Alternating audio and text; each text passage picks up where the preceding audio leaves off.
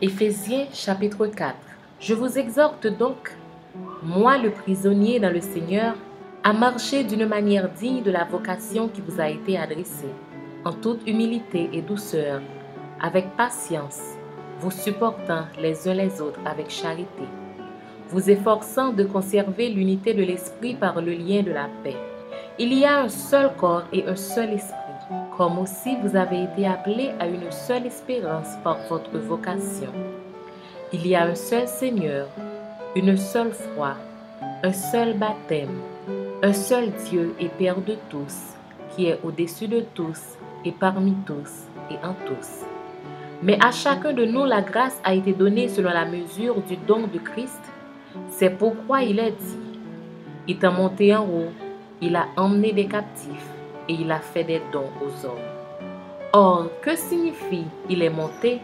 sinon qu'il est aussi descendu dans les régions inférieures de la terre? Celui qui est descendu,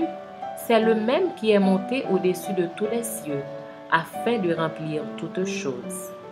Et il a donné les uns comme apôtres, les autres comme prophètes, les autres comme évangélistes, les autres comme pasteurs et docteurs,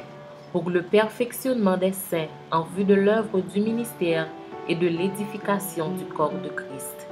jusqu'à ce que nous soyons tous parvenus à l'unité de la foi et de la connaissance du Fils de Dieu, à l'état d'homme fait, à la mesure de la stature parfaite de Christ, afin que nous ne soyons plus des enfants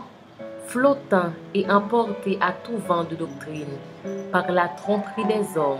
par leur ruse dans les moyens de séduction, mais que, professant la vérité de la charité,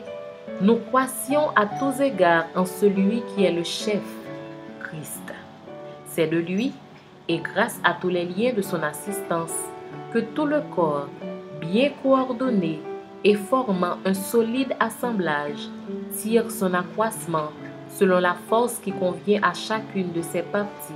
et s'édifie lui-même dans la charité.